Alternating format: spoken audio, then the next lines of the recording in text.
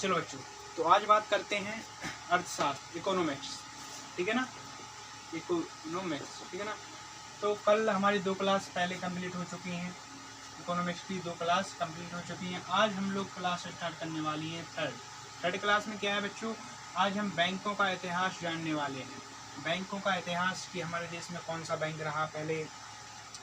Reserve bank का नाम सुना होगा, Punjab national bank, Canara bank of Hindustan, Awadh commerce. तो ये बैंकों का इतिहास, बैंक कब आए, कैसे आए, फिर बैंकों का क्या महत्व रहा, ये आज हम सब ये वाली क्लास में, आज थर्ड क्लास में पढ़ने वाले हैं। आज पार्ट थर्ड अर्थशास्त्र का पार्ट थर्ड मैं पढ़ाने जा रहा हूँ। तो बच्चों बैंकों की बात कर लें, भारत में सबसे पहले 1770 में, बच्चों भारत में सबसे पहले 1770 में बैंक ऑफ हिंदुस्तान की स्थापना की गई, ठीक है ना। 1770 में बैंक ऑफ हिंदुस्तान की स्थापना की गई। इसकी स्थापना किसके द्वारा की गई? अलेक्जेंडर एंड कंपनी द्वारा, ठीक है बच्चों, नोट डाउन करते जाएं जल्दी जल्दी। सबसे पहले 1770 ईस्वी में bank of Hindustan Alexander and company द्वारा इसकी स्थापना की गई। अब अपन सेकंड बात कर लेते हैं, 1881 में अवध कॉमर्शियल बैंक की स्थापना की गई, ठीक है ना बच्चों। जो सीमित अधिकारों के साथ ये बैंक है ना, जो अवध कॉमर्शियल बैंक, ये सीमित अधिकारों के साथ देश का पहला बैंक बना।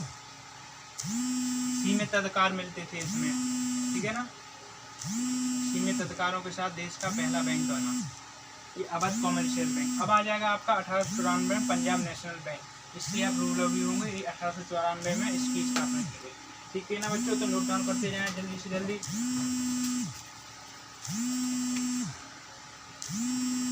हो गया, चलो आगे बात करते हैं। स्क्रीनशॉट ले सकते हैं आप लोग बात में।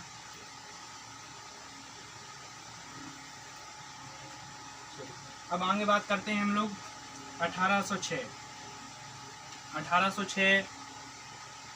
1840 और 1843, ठीक है ना बच्चों, इनकी बात कर लेते हैं, ठीक है। तो इनकी बात करते हैं अपन लोग अभी।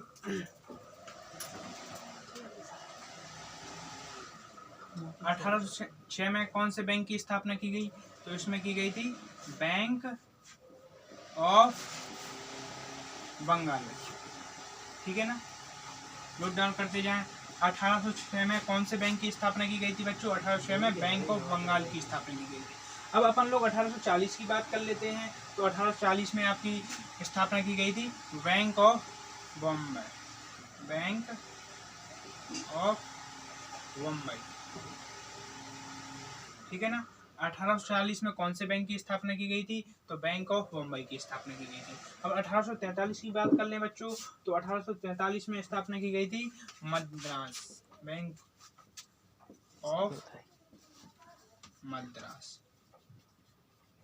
ठीक है ना, इसकी बात कर लेते हैं 1843। तो बच्चों एक बार आप रिवाइज कर लें और देख लें कि 1806 में बैंक ऑफ बंगाल की स्थापना की गई, 1840 में बैंक ऑफ मुंबई की स्थापना की गई, 1843 में बैंक ऑफ मद्रास की स्थापना की गई। आज हम इकोनॉमिक्स का थर्ड पार्ट पढ़ने जा रहे हैं और अभी चल भी रहा है, तो आप ये लोग नोट डाउन करते जाएं कृपया, क्योंकि हमारे पास टाइम कम है, इसलिए मैं जल्दी जल्दी आपको, और हमारा टारगेट बैच भी है तो मैं पहले बता चुका हूँ आप लोगों को, तो कृपया जल्दी जल्दी नोट डाउन करते जाएं, ठीक है ना।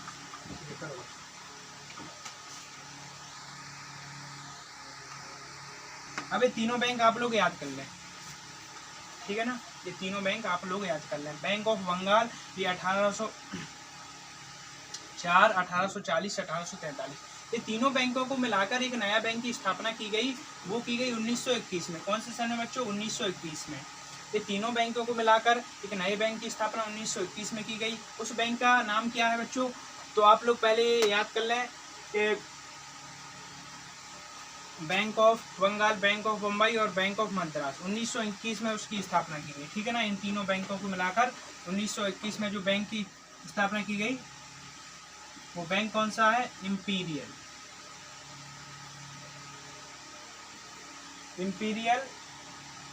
Bank of India, bank of India, तो आपको समझ में आ गया होगा। इसकी स्थापना की गई थी 1804 में, और ये हो गया आपका 1840 में बैंक ऑफ बम्बई, और ये हो गया आपका 1843 में बैंक ऑफ मद्रास। ये तीनों बैंकों को मिलाकर बच्चों, ये तीनों बैंकों को मिलाकर 1921 में, अब सन देखते जाएं, ये तीनों बैंकों को मिलाकर 1921 में इंपीरियल बैंक ऑफ इंडिया की स्थापना की है। ठीक है ना बच्चों, तो ये आपको समझ में आ गया होगा। अब आगे बात कर लेते हैं। ठीक है ना, ये इंपीरियल बैंक आप समझ गए होंगे।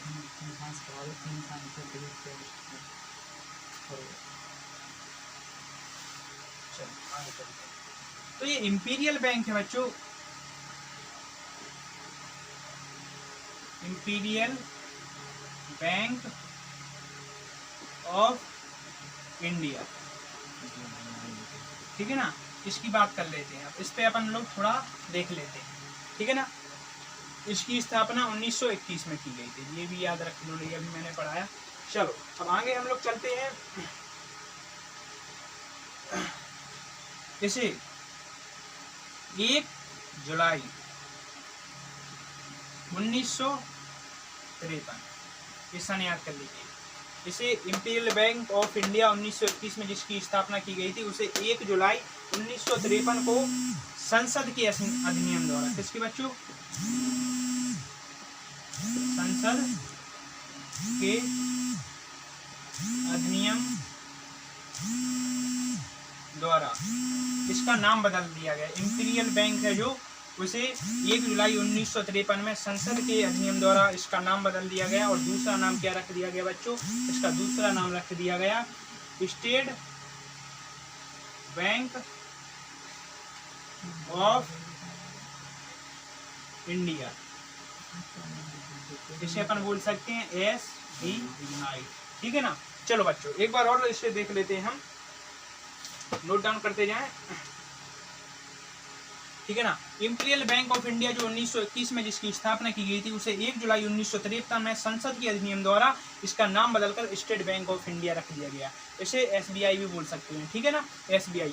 अब आगे क्या है इसमें बच्चों, ये भारत का सार्वजनिक क्षेत्र का सबसे बड़ा बैंक है। SBI बैंक है ना, जो भारत का सार्वजनिक क्षेत्र का सबसे बड़ा बैंक है। इसे नोट डाउन कर लिया जाए कृपया। अब बात कर लेते हैं अपन रिजर्व बैंक ऑफ इंडिया की। ठीक है ना बच्चों, अब बात कर लेते हैं अपन रिजर्व बैंक ऑफ इंडिया।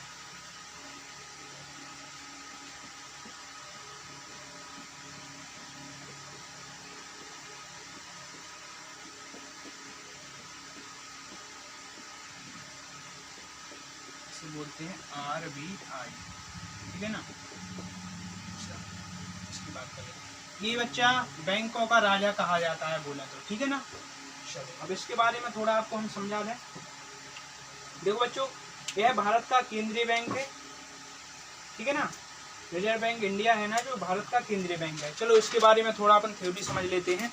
देखो बच्चों, जो है ना रिजर्व बैंक ऑफ इंडिया, ये भारत का केंद्रीय बैंक है। देश के अंदर सभी बैंकों पर अपना नियंत्रण स्थापित करता है। इसका गठन हिल्टन यंग समिति और रिजर्व बैंक अधिनियम 1934 के तहत इसका गठन, आप लोग नोट डाउन करते जाएं। रिजर्व बैंक जो ऑफ इंडिया है, इसका गठन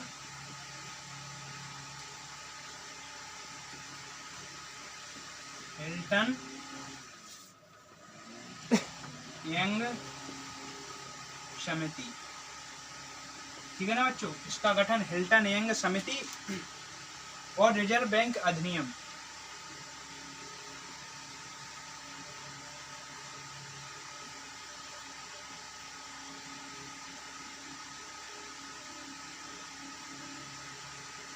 1934 के तहत 1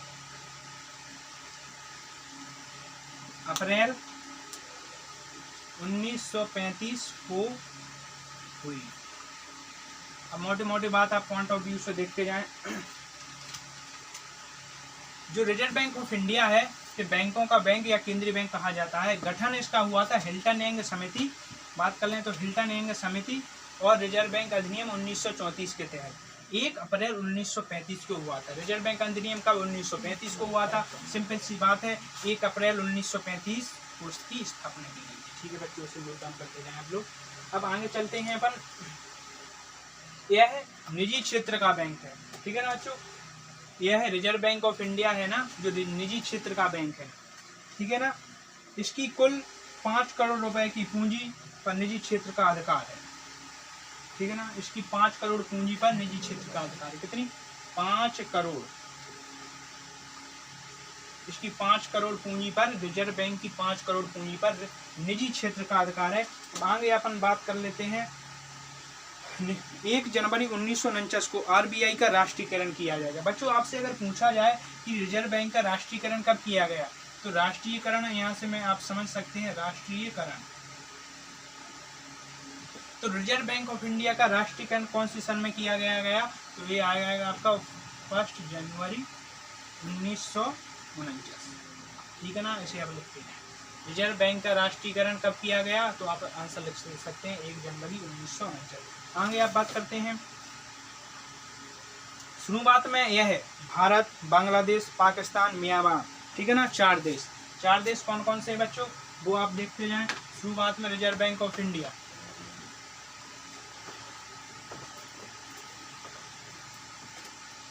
जो आरबीआई है ना, इसे रिजर्व बैंक ऑफ इंडिया, शुरुआत में ये 4 देश, भारत, पाकिस्तान, बांग्लादेश और म्यांमार, ठीक है। शुरुआत में आरबीआई 4 देशों का प्रतिनिधित्व करता था, भारत, पाकिस्तान, बांग्लादेश, म्यांमार, ठीक है ना बच्चों, आप समझ चुके होंगे। लेकिन राष्ट्रीयकरण के बाद, राष्ट्रीयकरण बच्चों कब हुआ, 1 जनवरी 1949। शुरुआत में यह रिजर्व बैंक ऑफ इंडिया 4 देशों का प्रतिनिधित्व करता था, भारत, पाकिस्तान, बांग्लादेश, म्यांमार। लेकिन राष्ट्रीयकरण जो हुआ 1 जनवरी 1949, इसके बाद ये केवल भारत का प्रतिनिधित्व करने लगा। बच्चों आ गया होगा आपको दिमाग में बात, ये केवल भारत का प्रतिनिधित्व करने लगा राष्ट्रीयकरण के बाद, 1 जनवरी 1949 के बाद, ठीक है ना। अब आगे अपन चलते हैं, शुरुआत में इसका मुख्यालय कलकत्ता था, जो आरबीआई है ना, फर्स्ट इसका मुख्यालय कहाँ था, कलकत्ता, ठीक है ना। लेकिन 1937 सन याद कर लीजिए, इसका मुख्यालय मुंबई कर दिया गया, कहाँ, मुंबई, ठीक है ना। शुरुआत में आरबीआई का कार्यालय आप लिख सकते हैं कलकत्ता में था, लेकिन 1937 के बाद इसका मुख्यालय कहाँ, मुंबई कर दिया गया, ठीक है ना बच्चों। आप पॉइंट ऑफ व्यू से